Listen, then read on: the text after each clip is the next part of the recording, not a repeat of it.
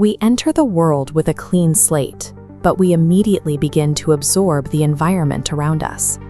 Because human society naturally skews toward pessimism, we spend our earliest years quietly soaking in a negative consciousness. This environment installs a very specific internal monologue. It's the voice that constantly reminds you of your limitations, telling you that you aren't smart enough, you lack the education, you have zero funding, and nobody is coming to help you. Over time, this ambient noise hardens into mental conditioning. Without even realizing it, we start acting like prosecuting attorneys against our own potential, actively building a highly logical case for why we cannot succeed. By the time an opportunity actually arrives, the decision is often already made. We accept the limits of our conditioning as permanent facts, and in doing so, we guarantee a life that never rises above mediocrity. Putting ourselves down is the natural, frictionless inclination of the human mind. Fighting back against that default setting requires serious, active discipline to guard your mental state. Because human psychology operates on a stark, unavoidable rule of mental real estate. If you do not actively program your own mind, the world will inevitably program it for you. Life is going to throw some heavy, unavoidable blows. When those impacts happen, an unconditioned mind takes the hit and immediately opts to become a volunteer victim.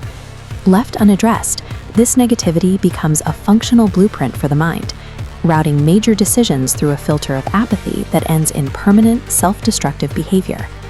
If we acknowledge that external forces are currently doing the programming, then reclaiming control requires shifting our focus away from what life does to us. The override begins with the realization that success depends entirely on our response to events, rather than the events themselves. The first mechanism of this override is isolation.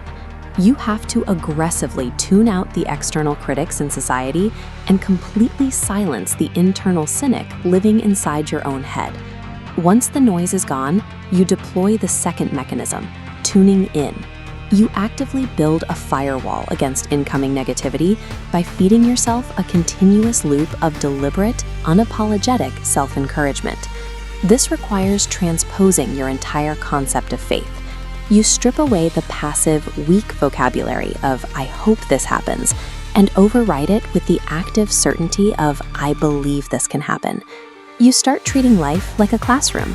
If a business collapses, an investment zeroes out, or you lose a job, it is simply a data point for your next attempt. You fail forward. These conscious overrides manufacture a specific type of inner toughness.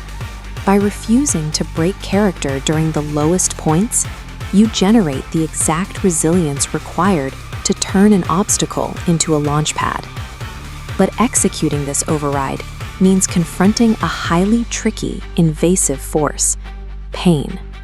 If you do not preemptively take control of pain, it will seize total control of your operating system. Everyone is going to take a loss. Everyone will face brutal rejection, controversy, and extreme heat. The beatdown is a universal feature of the system. Managing that pressure requires active engagement. You mentally tap the pain on the shoulder. You acknowledge that it's there, and then you explicitly refuse to let it dictate your behavior. You don't route around it. You push straight through the absolute center of the pain, because whatever greatness you are capable of is waiting exactly on the other side of it. The inability to process this pain is the ultimate filter.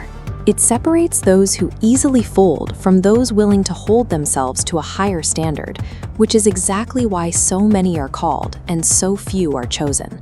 We have to destroy the illusion that the road to success is paved and easy. Progress is crooked, it is rough, it is an absolute dogfight.